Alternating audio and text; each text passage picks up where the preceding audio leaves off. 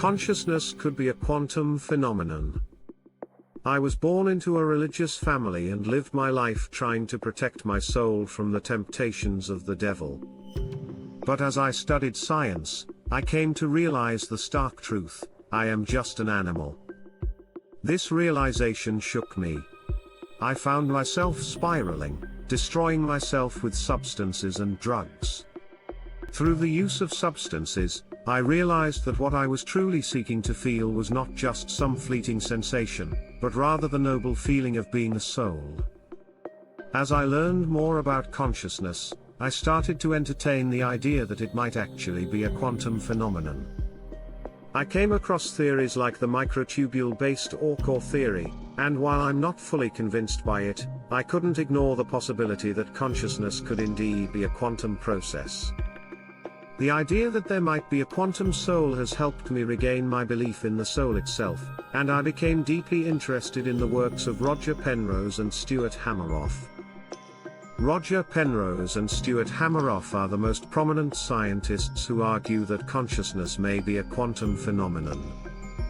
Through their orchestrated objective reduction, Aucore theory, they suggest that consciousness is a process connected to quantum gravity. Penrose first introduced his ideas in The Emperor's New Mind, 1989, and Shadows of the Mind, 1994, while Penrose and Hameroff published a joint paper on the subject in Physics of Life Reviews in 2014. In their Aucore theory, Penrose and Hameroff argue that consciousness arises in the microtubules, which are structures made of tubulin proteins within neurons.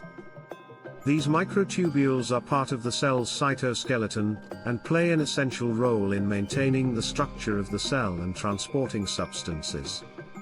However, Penrose and Hameroff believe that microtubules may also be the site where quantum processes occur that contribute to consciousness. Tubulin proteins within microtubules can exist in a quantum superposition state, meaning they can be in multiple states at once. This quantum behavior, according to the theory, is the key to consciousness. When the quantum state collapses, consciousness is generated. This collapse, known as objective reduction, happens very quickly, in about 10 to 13 seconds, and forms the basic unit of conscious thought.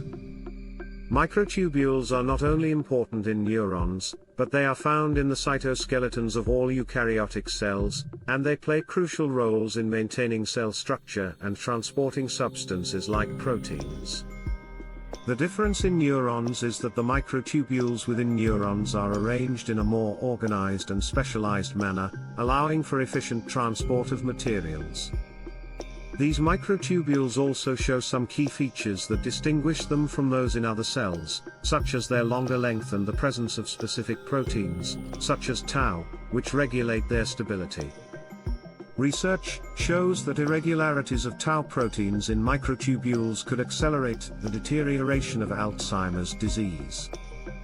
Penrose and Hameroff's theory suggests that the microtubules within neurons could play a key role not just in structural support and transport, but in processing quantum information that contributes to consciousness.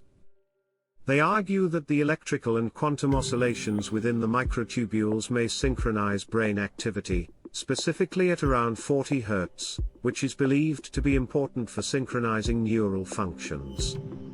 According to the Aucore theory, when quantum states within these microtubules collapse, they create moments of conscious awareness.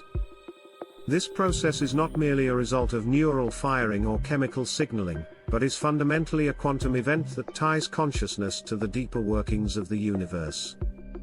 The idea that consciousness could be a quantum phenomenon challenges our traditional understanding of the mind and the soul.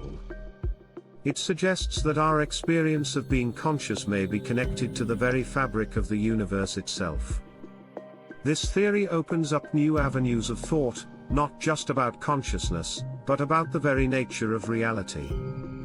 It invites us to think of consciousness not as a random outcome of evolution, but as a quantum process that connects us to something much deeper and more profound: quantum soul.